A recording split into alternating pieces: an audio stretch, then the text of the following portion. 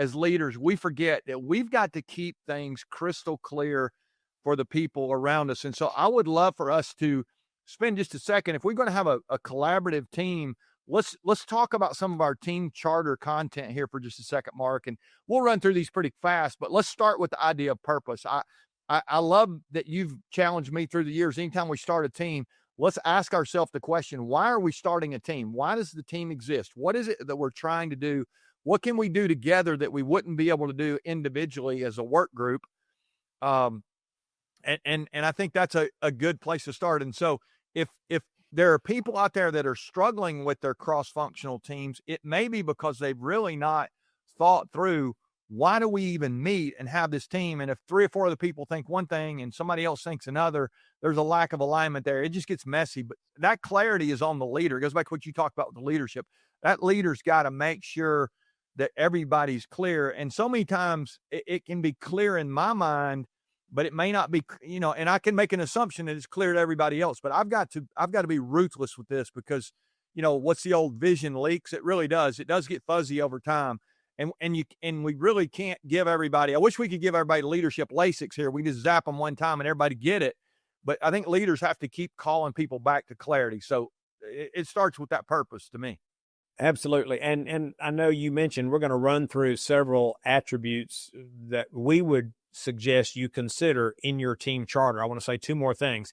This is certainly true and applicable for cross-functional teams, but I think you and I would both agree you need a team charter for every team going forward, and you might find value in going back to some existing teams and clarify or codify the charter where there are assumptions and there's been turnover and change in leadership, and you think people believe or you hope people know. It's like, let's just clarify it. I think that's a great call. We'll find it extremely liberating. So, but as we talk about cross-functional collaboration, I think it's one of our 3 keys. So let's come back to, you said purpose is first. I would say the second thing you need to be crystal clear on are the deliverables. Because if you think about it, you've got a lot of things you could be asking that team to deliver. Maybe it's a recommendation, or maybe it's a plan, or maybe it's a proposal, or maybe it's a product. Well, I think that's a level of clarity, but let's go a little further. If you want them to recommend a plan, does that include budget? Does that include staffing plan? Does that include the rollout plan? Does that include the prototype phase? I mean, I think the more details you can provide up front, the greater likelihood your team is going to be successful. I've actually said this before when people have asked me, what's the number one factor in determining the success of a team? And I'm going to surprise you, Randy. It's actually not leadership, it's clarity, because I've seen teams with leadership that weren't successful because they didn't have clarity. So you mentioned earlier 1 and 1A. I mean, you got to give these teams clarity, and I think deliverables needs to be at the top of your list, right there with purpose. You got to tell them what you expect them to do. Yeah, that's great. Let's make the next one really key milestones. Like, when is the work to be completed? I think that's sometimes we just have this team that meets, and we just a never ending, quest and to where, what's the date? We need to, but let me jump in. That might be considered a deliverable. You might say it's got to be due by June 4th or whatever. But I think there's still the question of milestones, because there may be points where they need to check in, or when they need to share their work, or when they need some type of a stage gate that they've got to move through before they're going to be given the next, permission to move forward or more money. So there are a lot of teams out there that have a deadline, but they don't have agreement on milestones. Right, exactly. Like the first draft, and do we need a prototype or a product, launch? When's that? I mean, all this stuff. Am I going to need approval along the way if I get to this point? And do you want to see my work, so to speak? I just think there's so much there that we can, if we're not careful, we can miss that. So those key milestones are important. All right, give us another one. You got another thought? Yes, design principles. And the simplest way to talk about that in this format is any decisions that have been made before the work starts, you need to tell the team.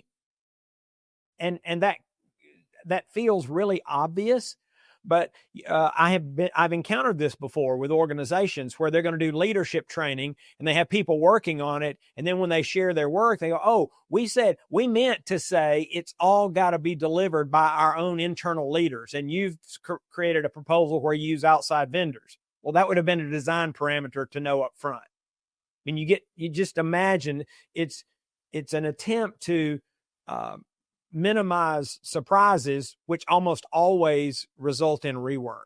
Like what's already been decided. Maybe you have to do a prototype, or maybe you can't work with outside vendors for intellectual property concerns. They're saying you got to do this work in-house. I mean, let your imagination run wild, but you need to say, are there any decisions that have already been made that are going to impact and affect this work? And put those in the document. Yeah, that's a good one.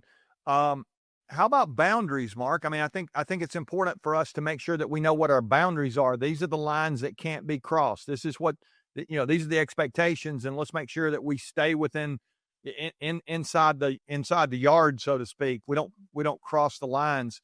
And I think sometimes that we're not, there's just all this vague stuff. And I'll use an example here. Let's say we're having our expectation is to deliver a training event. Well, is attendance going to be voluntary or is it mandatory? Do we expect people to pay for it, or are we just doing this? And right. I think those are some examples there. I've got a company that we work with, which is a little bit different here than a cross-functional team. But when we signed our deal, the president of this company, she told me, she said, we can't do any training during the fourth quarter of the year, as an example. And she said, you can load the calendar anywhere you want to, but the fourth quarter of our year, they have a funny kind of rhythm with their conferences and stuff that are going on. And she said, we're already overloaded there. We need to do our training in the first three quarters. And so that boundary really helped us know how to design, their work. And so I think that happens with cross-functional teams. We just have these lack of boundaries, and then everybody's stepping all over everything. And there's just this, again, it's a lack of clarity is what it is. Exactly. It's not a lack. Now, let me make an observation here, because some of you are probably thinking, well, some of the boundaries sound like design principles and some of the design principles sound like boundaries. They're first cousins. If you're not sure, put it on either list. Just be sure you put it on a list. Things. Yeah, you just set the team up for success. Tell them what you already know so that they don't have to figure it out the hard way. All right, I'll give one more here. How about budget? Don't we need to explain, like, here's how much you can spend, and spend this on that? And, there so many times we're coming back and we're not really sure what the budget was. And there's other factors here. And so I just think this is important for us to make sure that we name this. And people are thinking, well, of course. No, I have seen so many teams that were chartered to do work without a budget. I even know of a situation in an organization where a team was chartered, a cross-functional team. They went out and did a lot of really, really, really good work. I mean, I had a peek at some of their work, and it was going to cost $1 billion. Wow. And when they brought it in, their sponsor said, "Oh, we don't have $1 billion. You're going to have to redo this." And he said, the team leader told me this story. He said, "Well, sir, before we redo it, you got to tell me how much money you do have." Because they built $1 billion plan, and the organization didn't have $1 billion to spend. You have to start where you are, but you don't have to stay there. Click the link below to take the free Lead Everyday assessment and get started on your road to high performance.